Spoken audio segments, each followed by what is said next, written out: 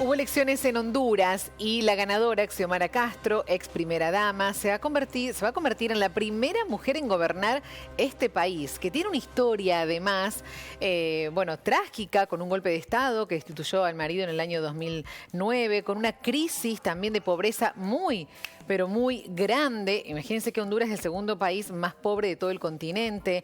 Bueno, realmente una situación muy compleja y muchos desafíos los que va a tener Xiomara Castro a partir de ahora. Pero vamos a entender qué pasa, vamos a contextualizar la historia de Honduras, de Xiomara, todo con Gonzalo Fioreviani, que es magíster y doctorado en Relaciones Internacionales. Gonzalo, buen día. Hola, ¿qué tal? Muy buenos días. Un abrazo grande y un saludo a toda la audiencia. Un placer, Gonzalo. Bueno, a ver, ayúdanos a entender un poquito lo que pasa en Honduras. ¿Cuán importante es esto? Están festejando, dice que hay un alivio también en los hondureños a partir de los resultados. A ver, ¿qué significa que Xiomara haya ganado? Bien, como vos decías, Xiomara es la esposa de Manuel Zelaya, presidente depuesto por un golpe de Estado en 2009.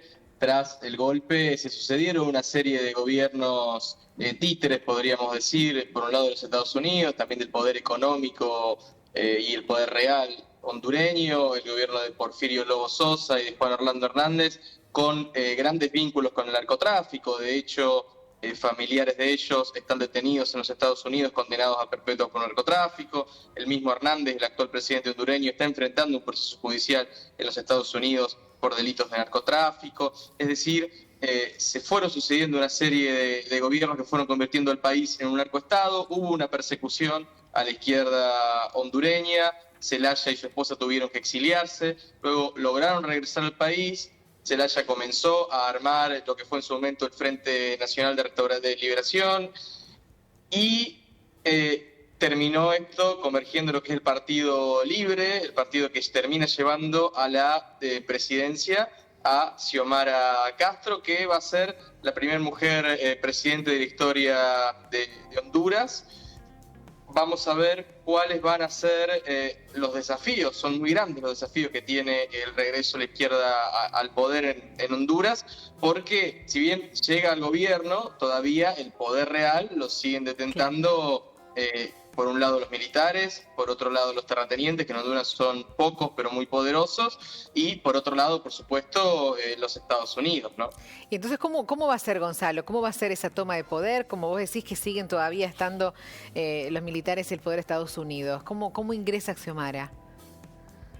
Bueno, va a tener grandes desafíos. Primero va a tener que llevar adelante, ha prometido solucionar los grandes problemas del país. Por un lado, solucionar el problema del narcotráfico, el problema de la violencia, el problema de la pobreza, del desempleo. Honduras es un país que tiene 70% de subempleo. Como vos decías, es el segundo país más pobre de América Latina. Más de 3 millones de hondureños tienen problemas de seguridad alimentaria, es decir, que no saben si comen todos los días. Esto es un tercio por lo menos del país, de acuerdo a datos de Naciones Unidas. Es decir, una problemática muy grande, también una problemática muy grande de violencia en Honduras. Durante la campaña presidencial fueron asesinadas por lo menos 30 personas por motivos políticos, también de acuerdo a datos de Naciones Unidas.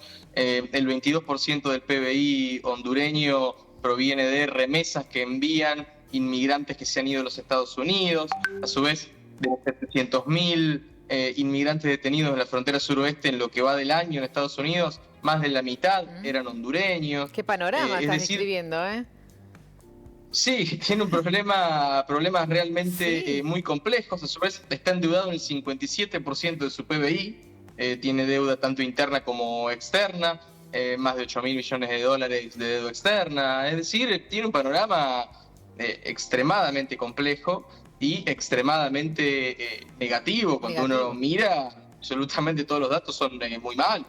Bueno, y el resultado fue contundente, o sea, su victoria fue muy clara, contundente, o sea que los hondureños realmente están necesitando un cambio y sentirse más tranquilos, ¿no? Apostaron mucho a ella. Sí, ganó por más de 20 puntos al candidato del Partido Nacional, que es un partido conservador, ganó por más de 20 puntos. Se dice, los analistas aseguran que estas fueron las primeras elecciones verdaderamente transparentes desde el golpe de 2009, las dos elecciones que llevaron primero a Lobo Sosa y después a Hernández al poder. No fueron realmente transparentes, no habían sido observadas por, valga la redundancia, por observadores internacionales. En este caso sí, y es un claro indicio de que los hondureños quieren otra cosa, ¿no? Quieren cambiar la situación, claramente, como veníamos diciendo, no es para nada auspiciosa y que absolutamente todos los números y todos los datos dan cuenta de un panorama realmente desolador, realmente terrible, que los gobiernos que se sucedieron tras el golpe no hicieron más que profundizar esta situación. Recordemos que a Zelaya el golpe se lo hacen por intentar reformar la Constitución, por intentar implementar políticas que tenían como objetivo la redistribución de la riqueza, redistribución de las tierras en un país donde están excesivamente concentradas, y también una serie de alianzas internacionales que en aquel momento tenían que ver con incluirse en el ALBA, esta iniciativa en su momento de Hugo Chávez, de la Venezuela bolivariana de aquel momento, y esto claramente le salió muy caro, puertas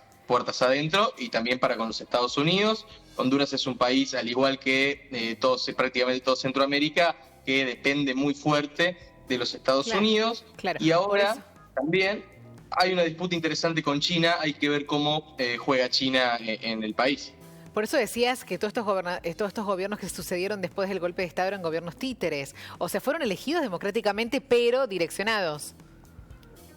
Sí, claramente. Fueron elegidos democráticamente, como decíamos, en elecciones poco transparentes, por lo menos, y con el apoyo claro de los Estados Unidos. Digo poco transparente porque Zelaya no podía presentarse libremente, su esposo tampoco. Sí. En la primera que logra presentarse gana por más de 20 puntos. Es decir, claramente acá había algo que estaba sucediendo y que no estaba siendo contenido por el sistema político del país, ¿no? Y te decía lo de China. Sí. Y te decía lo de China porque hay una disputa en Centroamérica, sobre todo porque tiene que ver con las redes 5G, por mercados emergentes, que está dando China y los Estados Unidos, y que ver cómo juega ese país ahora con un gobierno como el de Xiomara Castro, que seguramente va a ser quizás más amigable a China que lo que habían sido los gobiernos anteriores. Claro. Y Gonzalo, ¿qué cambió en esta elección? ¿Por qué pudieron presentarse? ¿Por qué se permitió ahora que, por ejemplo, la izquierda se presentara así y bueno, y además obtuviera este resultado? ¿Qué cambió con respecto a los años anteriores? Bueno, por un lado, la crisis económica que está atravesando el país, que es una crisis económica, como veníamos diciendo, todos los indicadores son realmente muy malos, una crisis económica muy profunda. Por otro lado, la movilización popular también, impulsada por Zelaya y por su esposa, la presidenta electa, hicieron que el sistema político no le quedaran muchas más opciones más que aceptar esto. Se planteó, desde el oficialismo se había planteado esta elección como viene sucediendo, como pasó inclusive en las elecciones autonómicas de Madrid, como viene sucediendo en varios países de la región. Se había planteado la elección como comunismo o libertad, si no somos nosotros viene el comunismo, pero este discurso claramente no le sirvió al oficialismo para sostenerse en el poder. Bueno, Gonzalo, te agradecemos una vez más por tu explicación. Uno desconoce la realidad de un montón de países y está bueno entender también qué es lo que está pasando en los países vecinos. Así que muchísimas gracias. No, muchísimas gracias a vos y a disposición para cuando necesiten. Dale, un abrazo.